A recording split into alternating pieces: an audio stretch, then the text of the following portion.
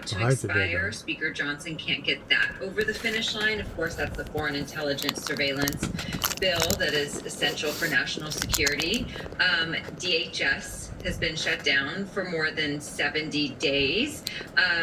The new DHS Secretary, Mark Wayne Mullen, has been telling Congress repeatedly that they absolutely run out of their reserve fund on Friday, and they can't get that passed either.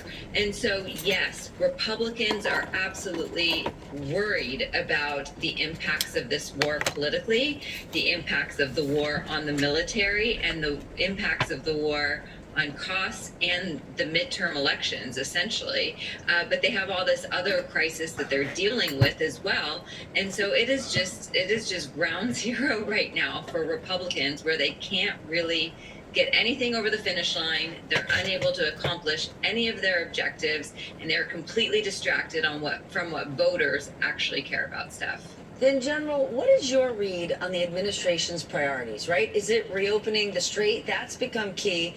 But Trump has said from the get-go that Iran can never have a nuclear weapon, right? He has said over and over, that's why we started this thing. And now those two things are potentially at odds. Yeah, well, from the nuclear weapons perspective, the president has said today that Iran refuses to negotiate even on that subject. They don't even want to take it back to the point that was, we were talking to them about before the start of the war.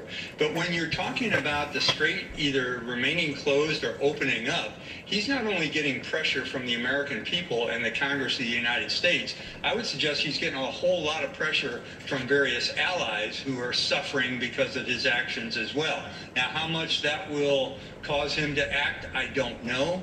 But truthfully, it should, because what we're talking about is a war that he entered into without talking to the allies, and they are all suffering because of this conflict, and they want it to end. And let me just ask you, General, these other reports about our weapons supplies being drained, what's happening here? Yeah, and this is something we've talked about multiple times in the last several weeks, Stephanie, you and I and other anchors from shows. This is something that's concerned me. When I was the Joint Staff J7 during the early days of the Iraq invasion, we were concerned about shifting resources from one theater, Afghanistan, to another, Iraq. It had nothing like the repercussions this war is having in terms of precision munitions, the kind of munitions that cost a lot of money, that are fired at $2 $3 million a piece for the missiles, and they are very low density in terms of the numbers we have. What happens inside the Pentagon is various contingency plans are weighed whenever the United States goes to war. How does a war in Iran affect what we might have to do in Taiwan or North Korea or South America, or pick a number of places all over the world where we may have to use those same kind of weapons? And what we've seen over the last 2 months is what I would call a depletion of those very important, very expensive, very low density kinds of pieces of equipment. We've been talking about this for 2 months, and it's interesting that it's just reemerging in the news because the vice president has now said he's concerned about it. All right, new topic. Today, King Charles addressed Congress, and he very clearly defended democratic values and curbs on executive power. How'd that go over with this White House, Jeff? Well, the president hosted King Charles and Queen Camilla for a state dinner tonight. And at the very beginning of that dinner, when he was making a toast, he sort of joked about it and said that King Charles had managed to do something that he's not managed to do, which was to get Democrats to give him a standing ovation. That, to me, suggested that he didn't notice that there was a lot of veiled criticism in the King's speech. And some of it is what you just mentioned. He made a point of saying that executive power needs to have checks. He also talked about the need to treasure the alliance that is NATO. And he made an impassioned case for helping Ukraine. All of those things in Europe are not controversial arguments. But in the United States and with in this Congress and with this administration, they are. And so this was King Charles bringing some sort of moral authority as a monarch and head of state who's not a head of government, who a lot of people in this country respect, including the President of the United States, making those points in a speech to Congress that clearly President Trump was listening to, even if he didn't hear some of the veiled undercurrent of criticism. Leanne, how did those comments go over with lawmakers?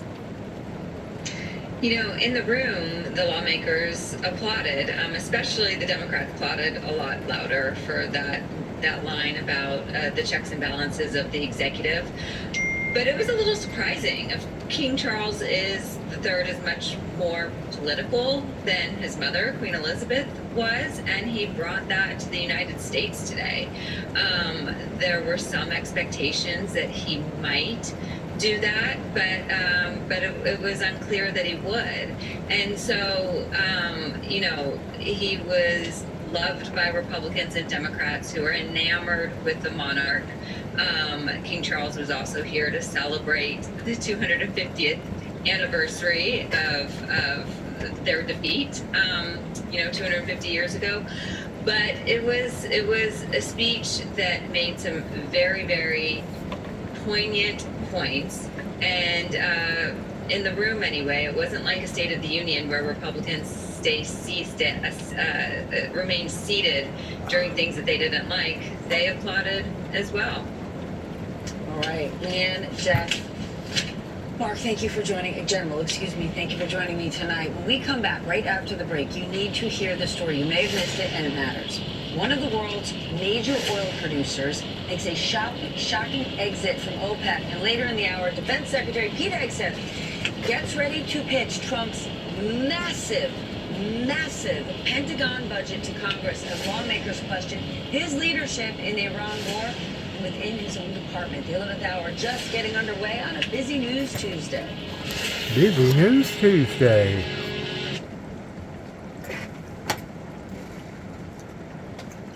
The cards on the table starting to shift. Pertaining to the main players versus the substandard players. We're fixing to find out that Saudi Arabia is fixing to back plumb out of the oil market over there, and I guess they're going to take up their own independence. I don't know what they're planning on doing. It don't matter to me. But an individual was talking. I didn't get to record it a while ago, pertaining to the average person in America. The average person out of what 350 million people. Over a third of them do not have over $400 in their bank account from one week to another, from 1 month to another. Now, you talk about people living on the edge to the degree that one flub up, hot water heater go out.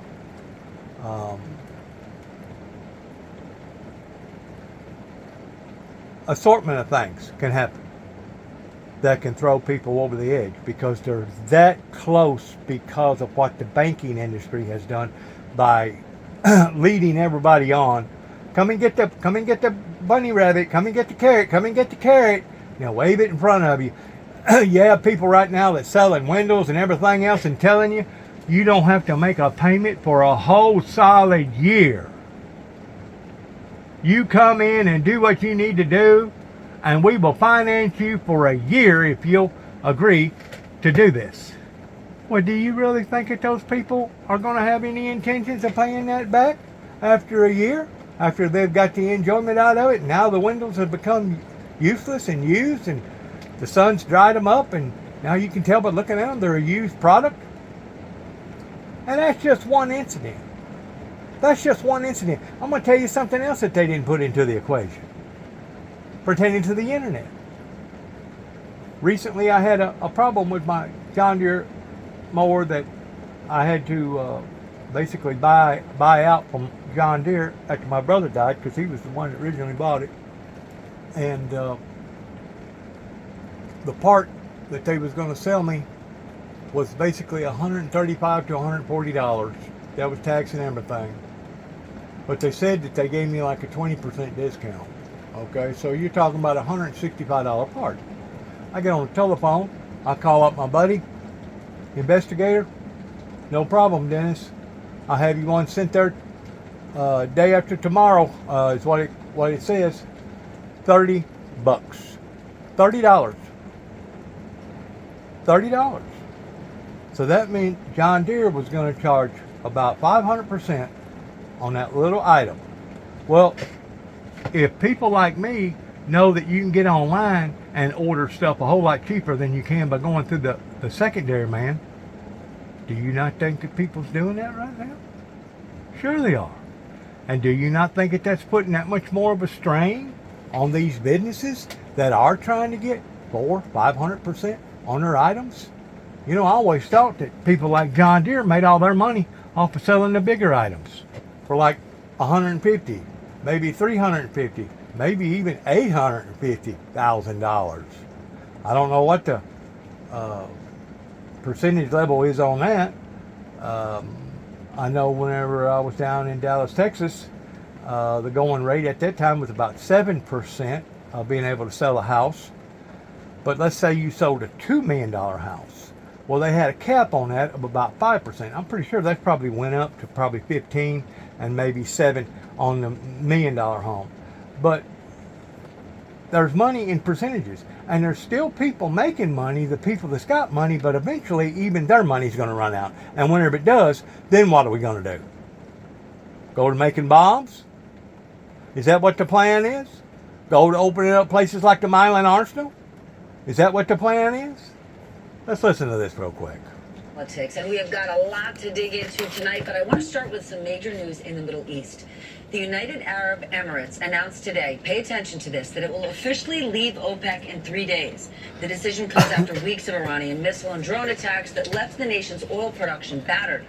Their departure is an enormous blow to OPEC. For nearly 60 years, the UAE has been an extraordinarily influential member of the oil cartel, and this move could inject fresh, potentially long-term volatility into an already fragile economic situation.